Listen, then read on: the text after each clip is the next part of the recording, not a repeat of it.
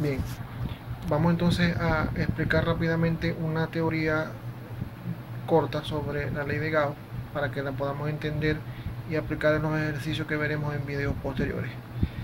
La ley de Gauss se enfoca en el cálculo de campos eléctricos, también la podemos utilizar para calcular cargas, y la idea básica es la siguiente. Las cargas o distribución de cargas eléctricas producen un campo eléctrico E, que es un vector, el cual se mueve o fluye a lo largo de lo que llamamos líneas de campo eléctrico. Supongamos que estas líneas de campo eléctrico cruzan perpendicularmente una zona de área A, tal y como se muestra en la figura. Entonces aquí tenemos una placa cuadrada que tiene una cierta área denotada por la letra A, la cual está siendo cruzada por un campo eléctrico, el cual podemos ver que es perpendicular a esa área. Estas líneas de campo eléctrico es lo que nosotros llamamos flujo eléctrico, y por eso es que decimos que el campo eléctrico fluye, porque no lo vamos a encontrar en una sola línea como esta o en una sola línea como esta, sino que todas estas líneas son válidas y son igual, afectan igualmente al área que está cruzando. Esto lleva a establecer cómo podemos calcular el flujo eléctrico, que lo podemos calcular de esta forma. Esta letra griega, que se llama phi, se utiliza para denotar el flujo eléctrico, y la E pues para decir que es eléctrico. Eso es igual a la magnitud del campo eléctrico multiplicado por el área. Entonces esta es la primera fórmula que nosotros encontramos, que viene dada desde la definición de flujo en fluido. Esta parte de acá, donde está el campo eléctrico, es lo que se conoce como el caudal, y el área, pues como lo vemos aquí, el caudal que el campo eléctrico está atravesando una cierta área. Sin embargo, esta definición presenta dos problemas. Primero, no siempre las líneas de campo pasarán a través de A o del área de forma perpendicular, sino que puede estar formándose un cierto ángulo θ entre ellos. Número 2. El campo eléctrico es un vector, el área no lo es, y el flujo eléctrico tampoco es un vector. Al multiplicar un escalar, o sea el área, por un vector, es decir, el campo eléctrico, el resultado es un vector, y el flujo eléctrico es un escalar.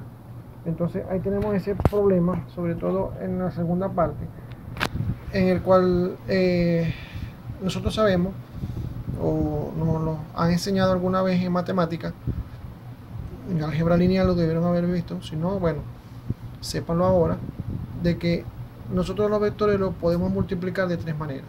Primero, un vector por un escalar, o sea, por un número.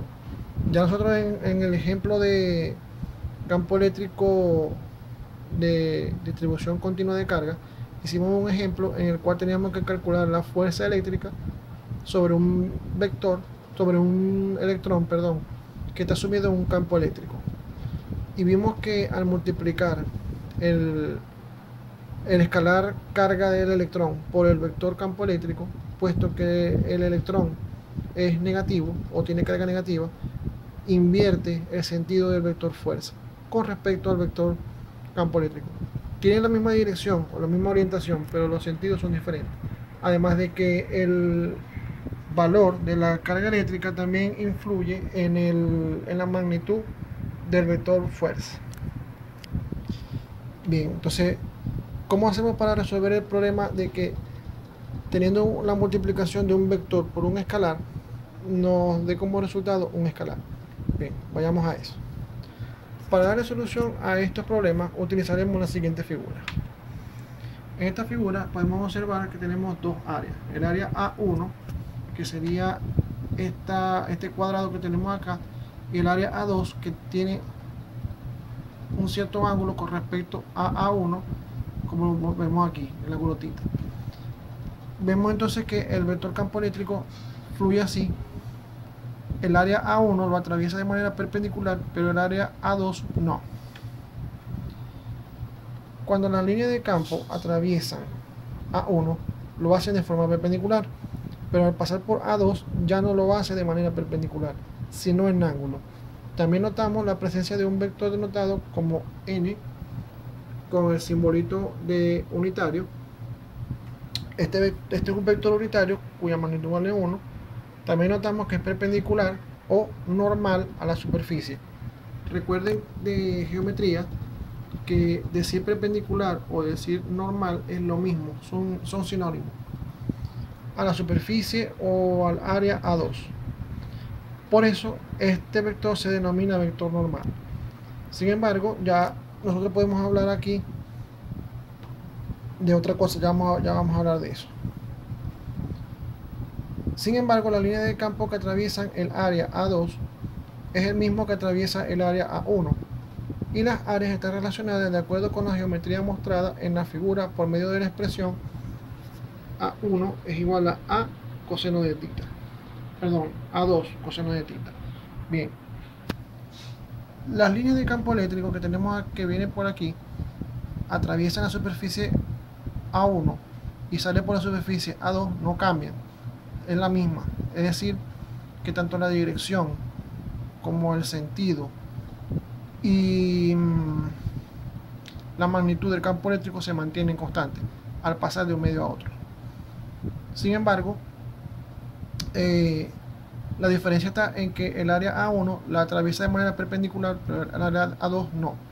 Hay un cierto ángulo θ que se forma entre A1 y A2 que se repite acá. Ya yo les dejo a ustedes que verifiquen esto, que este ángulo aquí sea este ángulo acá. Entonces el ángulo entre el vector normal y el vector E es θ. La geometría que ustedes observan que se forma acá es una geometría de triángulo rectángulo, donde esta línea que representa a A1 es adyacente al ángulo θ, y A2, esta línea que representa a A2 viene siendo la hipotenusa de este triángulo rectángulo. Por lo tanto, al aplicar trigonometría básica, la definición de coseno, obtenemos la relación entre las áreas A2 y A1, como A2 por coseno de θ igual a A1. Lo otro que quería decirles acá es que, por lo tanto, si el flujo que pasa por A1 es phi como flujo eléctrico, campo eléctrico por área 1, también lo podemos escribir como campo eléctrico multiplicado por A2 coseno de θ. Bien, vamos entonces a hablar un poquito más del vector n y su relación con el área. Vamos a la pizarra un momento. Supongamos que yo tengo dos vectores unitarios, digamos el vector unitario j y por acá el vector unitario i, ¿de acuerdo? I y j. Por acá nosotros podemos trazar paralelas a ambos vectores y me voy a concentrar en esta parte de aquí, en esta zona de aquí. Esta zona de aquí viene formándose acá una cierta área, ¿cierto? Y utilizando lo que sabemos de geometría, si yo multiplico el vector unitario i por el vector unitario j, eso me va a dar igual a un área. Lo estamos viendo aquí.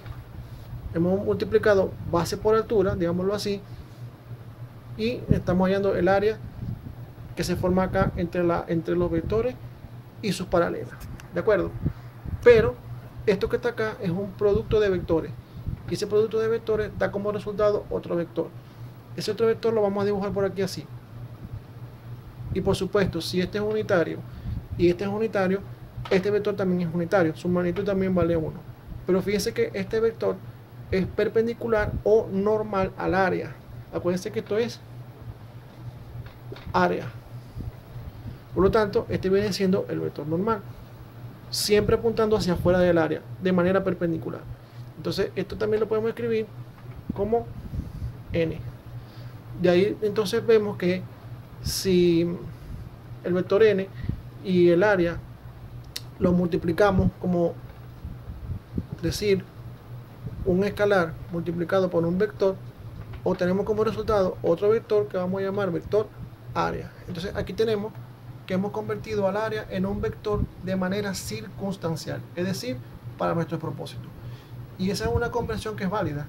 Así que nosotros eso lo podemos usar tranquilamente porque nos estamos basando en la multiplicación entre dos vectores. Eso se llama producto cruz, cuyo resultado da un vector.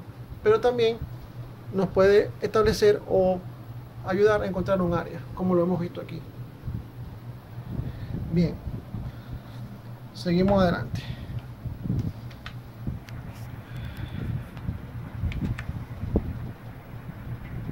De esta manera solucionamos el primer problema y tenemos la base para resolver el otro. Y esto se debe a que θ es también el ángulo entre el vector unitario n y el vector campo eléctrico, como lo habíamos visto en esta figura aquí. El ángulo θ es el ángulo formado entre el vector normal y el vector campo eléctrico.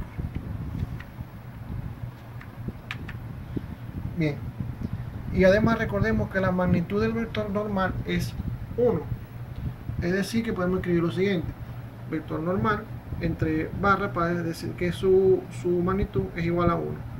De allí obtenemos lo siguiente: aplicamos la fórmula del flujo. Flujo eléctrico es igual a E por A2 coseno de θ. También lo podemos escribir como E por 1 por A2 coseno de θ, pero 1 ya sabemos que es la magnitud del vector n. Ahí está, magnitud de E por la magnitud del vector n por A2 coseno de θ. O simplemente reordenando, porque todo esto que tenemos aquí son números, los podemos reordenar al estarse multiplicando de esta manera: E por magnitud de E por magnitud de n por coseno de θ por A2. Pero la última expresión tiene la forma de la definición del producto punto o producto escalar entre dos vectores que tienen un origen común y un ángulo entre ellos. De allí que el flujo se pueda calcular así: flujo eléctrico va a ser igual al vector E. Fíjense que ya no lo estoy tratando como magnitud, el campo eléctrico ya no lo estoy tratando como magnitud, como aquí, sino que lo estoy tratando como vector. Y la multiplicación que estoy haciendo no es una multiplicación ordinaria, es una multiplicación escalar por otro vector que es el vector n. Ya tampoco lo estoy considerando como magnitud, sino como vector, por el vector, la magnitud del área, como lo tenemos aquí. Y finalmente coseno de θ por A. Esto es la definición. O sea, cuando tenemos esto, aplicamos la definición de producto punto y obtenemos esto, que es lo que tenemos aquí arriba. Bien, entonces el producto punto es una multiplicación en vectores, el tercer tipo. Recuerden que habíamos hablado de 3 tipos, ya hemos mencionado 2. El tercero es este, donde yo multiplico dos vectores, el vector E y el vector normal, y el resultado es un número, o sea, un escalar, cumpliendo pues ya con esto. Ya entonces vimos que la situación nos llevó a resolver los dos problemas que teníamos con la definición de flujo eléctrico formal que teníamos anteriormente. Esto muestra que aplicando una operación con vectores podemos obtener un escalar, ya lo habíamos dicho. El producto E.n se lee así: E.n o vector E.vector normal es la componente del vector campo eléctrico perpendicular o normal a la superficie, lo que significa que es una parte del vector campo eléctrico sobre el vector normal. A ver, para que lo entendamos, vamos a buscar rápidamente esta figura. Fíjense que el campo eléctrico va por aquí, ¿cierto? El campo eléctrico va por aquí y el vector normal va por aquí, y entre ellos hay un ángulo. Entonces quiere decir que aunque el vector campo eléctrico va por su lado y el vector normal va por el otro, una parte de este señorito está sobre este otro señorito. ¿Esa parte cuál es?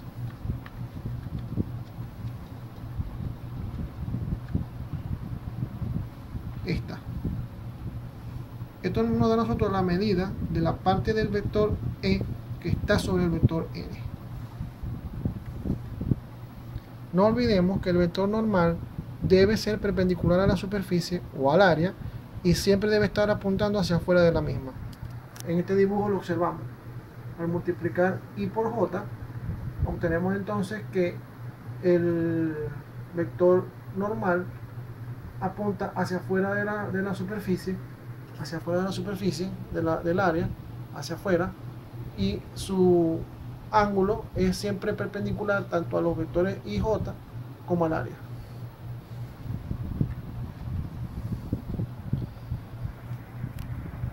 Comprobemos la definición formal del flujo eléctrico con algunos ángulos conocidos. Por ejemplo, si θ es igual a 0.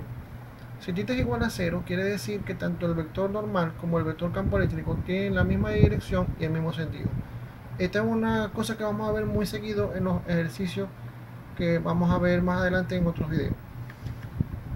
Entonces, aplicando la definición de flujo eléctrico con el producto punto, nos queda lo siguiente: magnitud de E por magnitud de A por coseno de 0. Coseno de 0 vale 1, nos queda magnitud de E por área.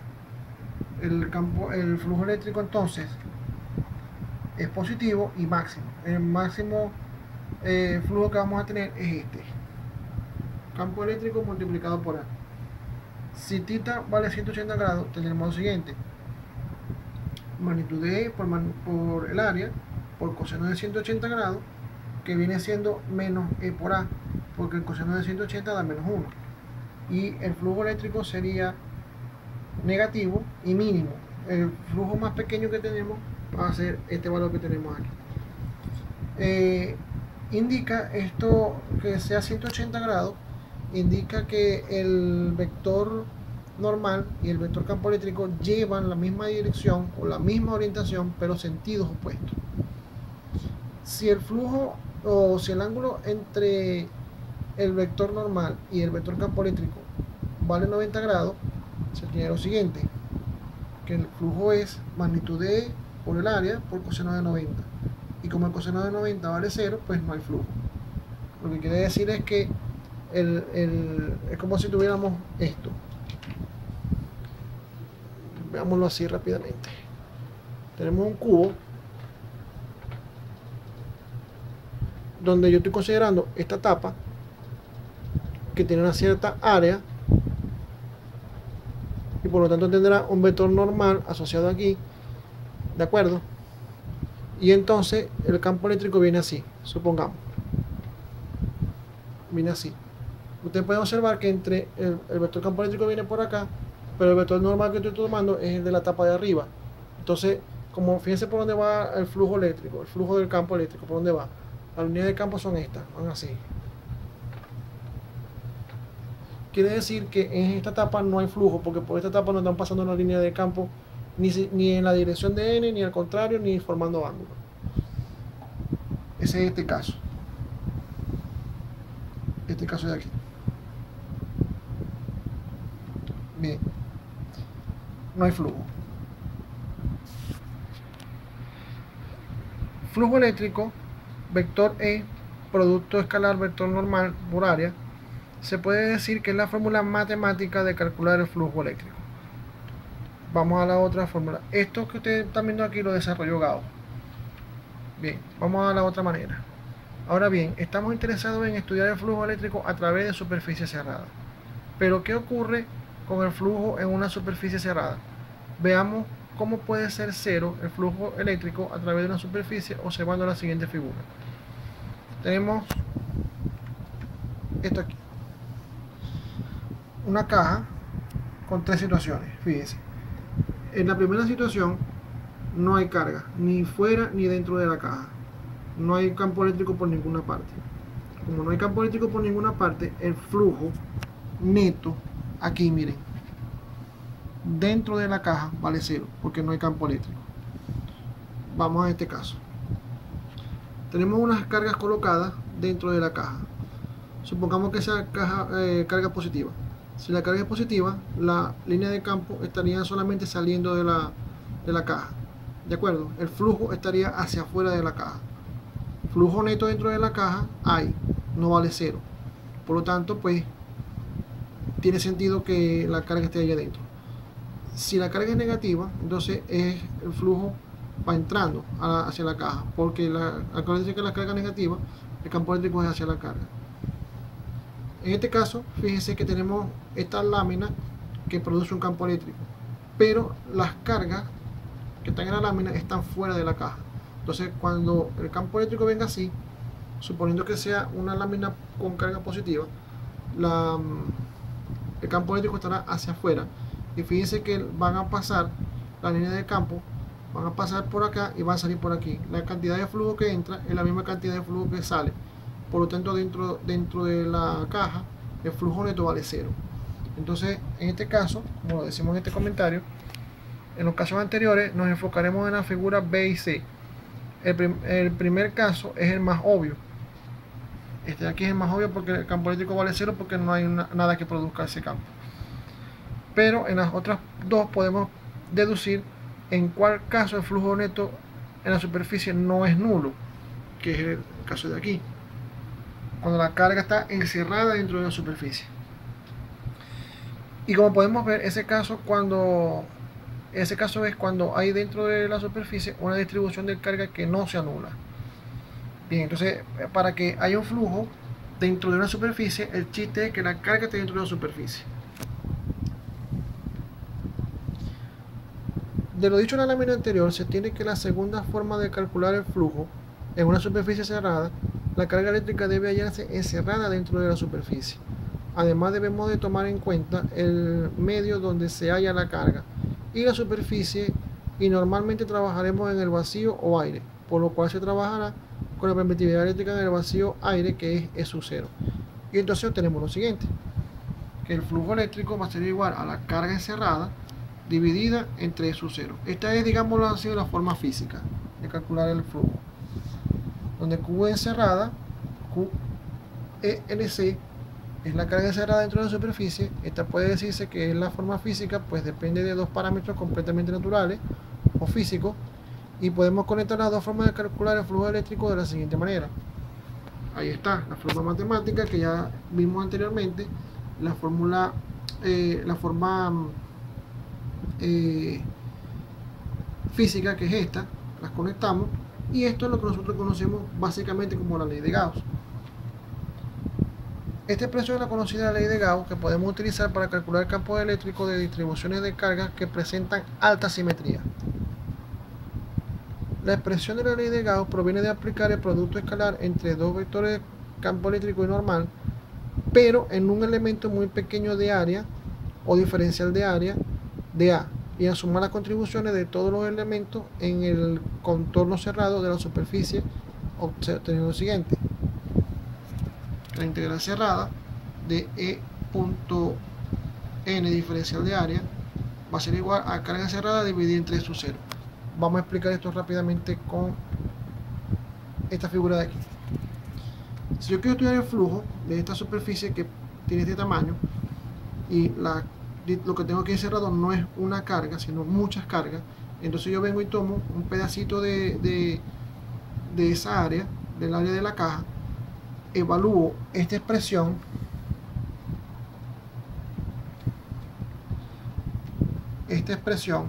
en ese pedacito, donde no sería A sino diferencial de área, porque tenemos un pedacito chiquitito. Vamos a verlo aquí rápidamente.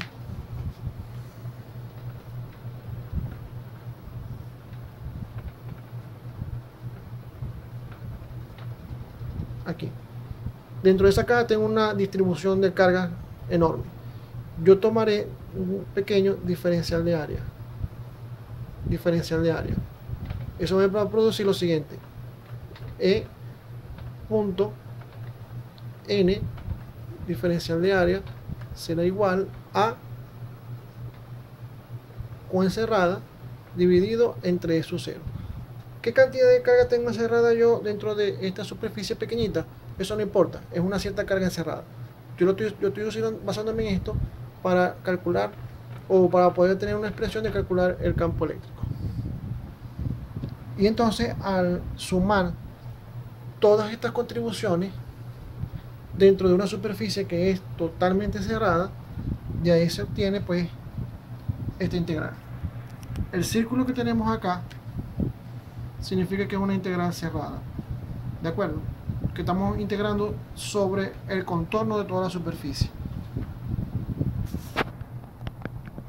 Dice acá, esta integral del lado derecho representa una integral cerrada o una suma cerrada sobre todo el contorno de la superficie.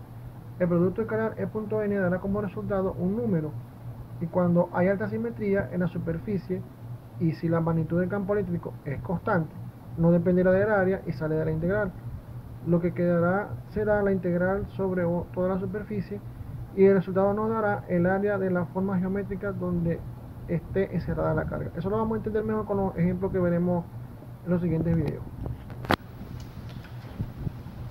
La superficie no existe realmente. Es una abstracción utilizada para encerrar la carga dentro de dicha superficie, la cual escogemos como más nos convenga en función de la forma de la distribución de carga. La superficie se denomina superficie gaussiana. La unidad de flujo eléctrico en el Sistema Internacional de Unidades es el Newton por metro cuadrado sobre Coulomb. En algunos ejercicios se utilizará la densidad lineal de carga, carga sobre longitud o lambda, la densidad superficial de carga o sigma, o la densidad superficial, aquí no es superficial, aquí es volumétrica, acá, volumétrica de carga. Bien, entonces ya ahí tenemos visto un material teórico sobre la ley de Gauss que nos va a ser útil para entender los ejercicios que veremos en los siguientes videos. Bueno, esperemos entonces que esta explicación haya sido de mucha utilidad y no nos enredemos a la hora de resolver los ejercicios.